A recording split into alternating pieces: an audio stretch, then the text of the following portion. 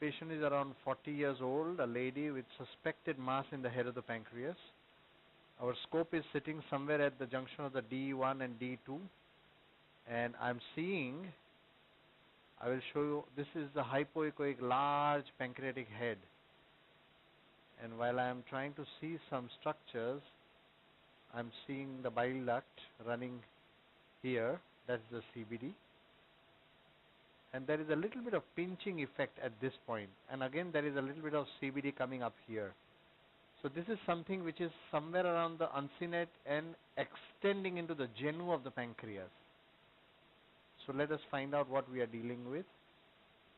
You can see the prepapillary CBD and the pancreatic duct. This is the CBD, this is the pancreatic duct up to the ampulla. And there is absolutely no doubt that there is a large hypoechoic looking area, which is almost 5 by 3 centimeters, which we measured earlier. So this is definitely some process, whether it's an inflammatory process, a neoplastic process, remains to be ascertained on FNA. So my personal feeling is that we are dealing with some kind of pathology.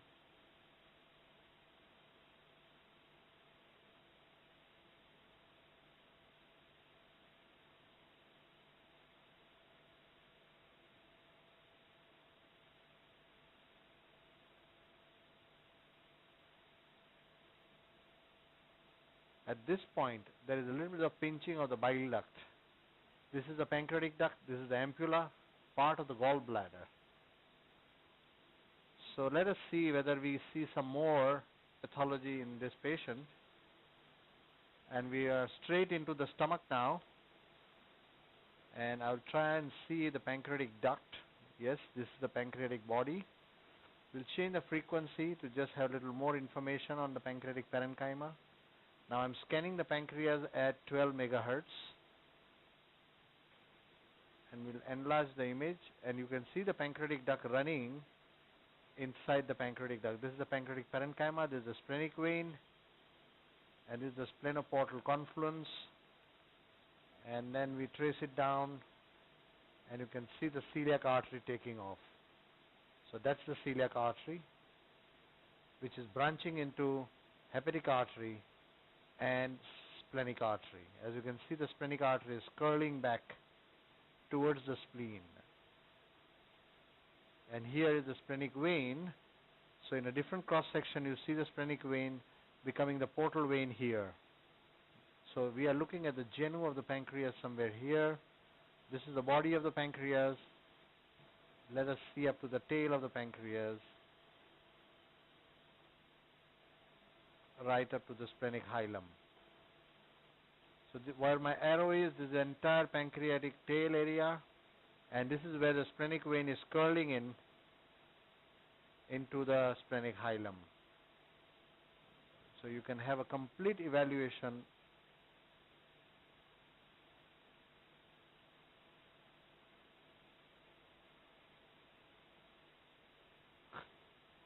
So we have seen up to the tail, there is nothing there. We'll change the frequency again, move a little bit away, panoramic, whether see any lymph nodes. And yes, there are lymph nodes in the porta. So this is a lymph node sitting here in the celiac artery area. Look at that celiac. This is the celiac artery, and then the lymph node is just sitting on the top of it here. Here as well, one more lymph node sitting here. There is absolutely no doubt about it. So suspicious lesion in the head of the pancreas with the lymph node sitting right at the celiac artery has significance purely because of, if this is a metastatic lymph node, the management protocols may get influenced.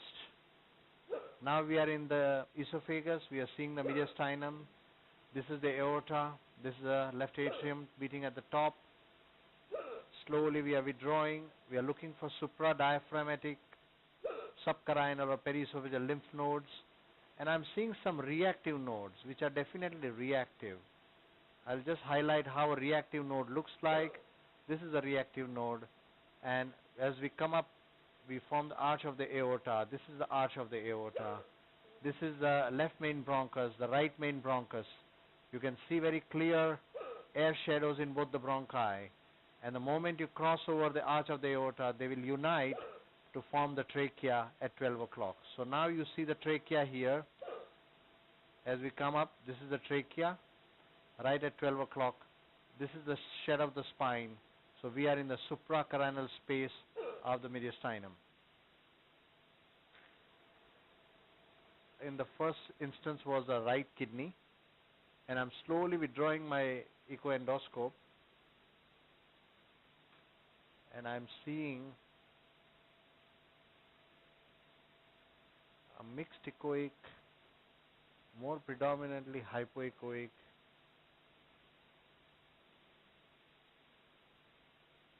mass-like structure with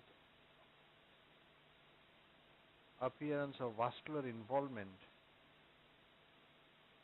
Yes, there is definite pinching of the vessel here.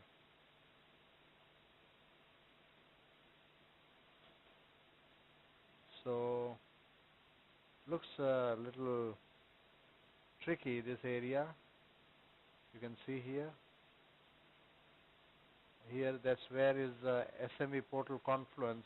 There is definite pinching, and this is the hypoechoic lesion. You can see here on color Doppler.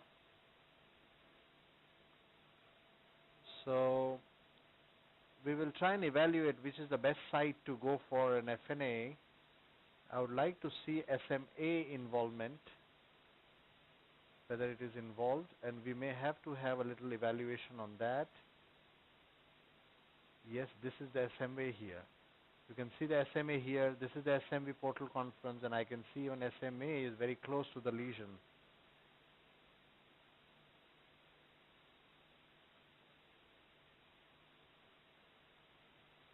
So sometimes SMA can be seen better in a different cross section coming out from the stomach. So we will try that. So I've withdrawn my scope, and I'll try and see the origin of celiac artery. I think this is very, very important step for those who want to learn EUS. So as you can see, I'm seeing the aorta in cross section. This is the aorta, descending thoracic aorta, and then I will try and locate celiac artery here.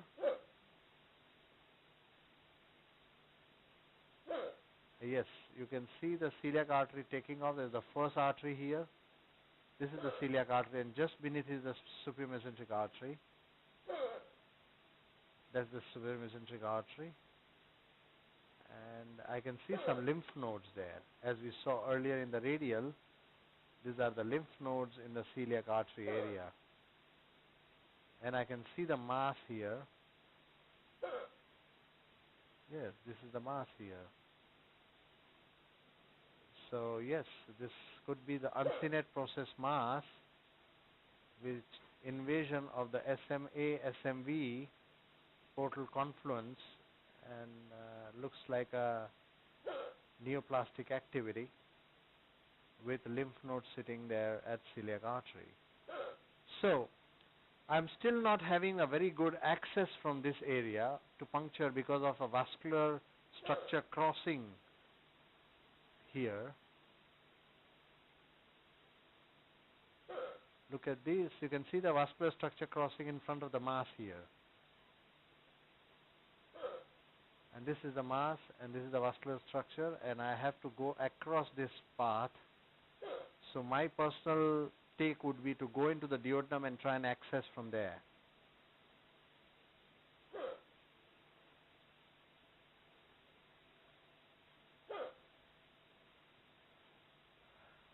Uncinate process lesions are known to be challenging, as we all know, but fortunately or unfortunately this lesion is fairly large, and that should allow us to have an FNA from that area.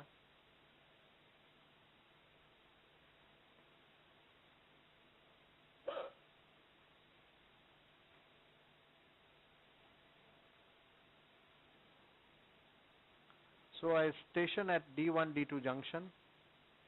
The scope is positioned balloon is inflated and anti-clockwise torque, and I'm fairly right on the mass itself without any major. Some vascularity is there. There's absolutely no doubt about it. But I think still have a fairly safe access from this area.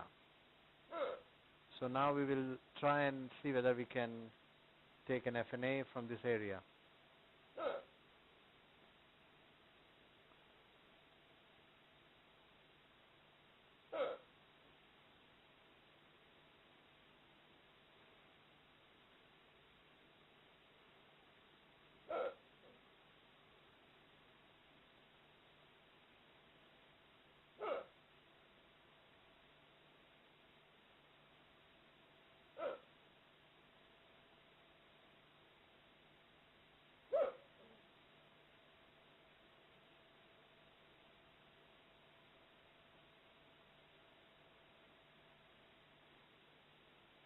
So under color Doppler control, we'll try and position our needle in such a way, and we are using a 25 gauge needle, which is a very, very, very small needle,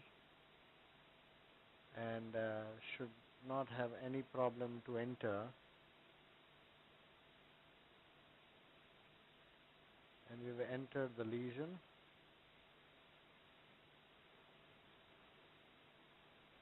As you can see under color Doppler control, this is our needle in the lesion. What we are going to do is go deeper in the lesion and then push the stylet out.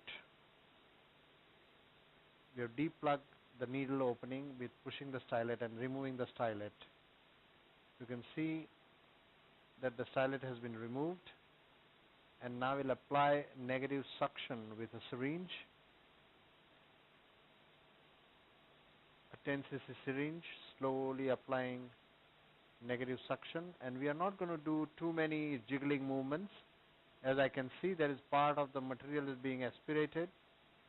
You can see it on ultrasound, and we have realized over thousands of procedures that in order to get less bloody material aspirate, you do not need to jiggle the needle too much. So gently we are withdrawing the scope with some negative suction applied very, very gently, and you can see there's fair amount of aspirate is happening from the target area, which will be smeared on slides.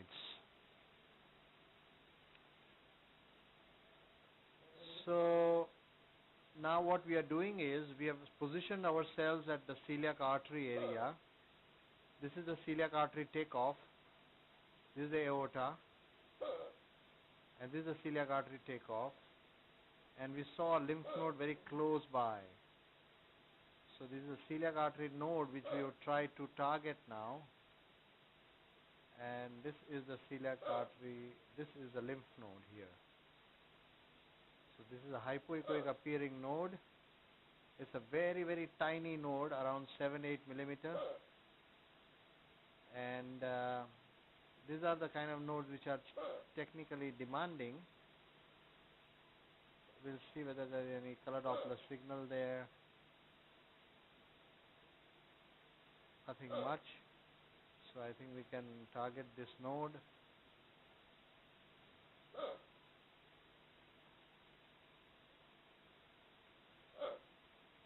So what we will do is position our needle in such a way. Now if you see the size of the lymph node, we are looking at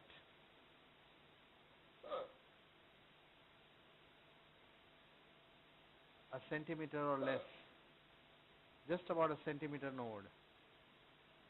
So 1 cm lymph node. We are trying to sit right in the root of the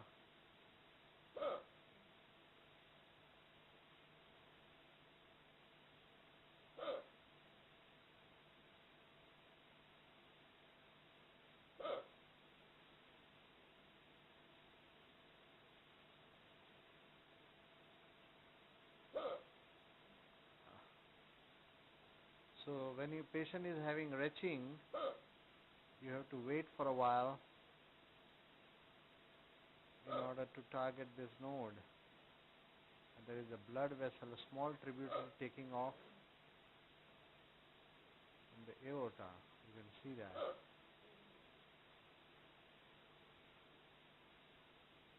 Look at this small tributary.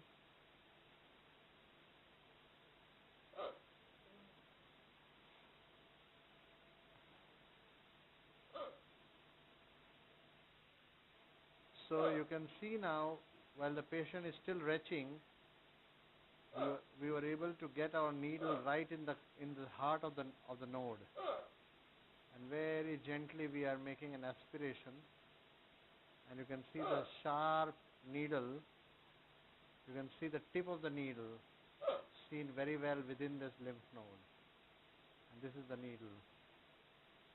So this allows us very accurate targeting, and this is because of the quality of the needle we use, and this otherwise is not possible if the needle visibility is a problem. So you can see that we have aspirated. That's the end of the aspirate.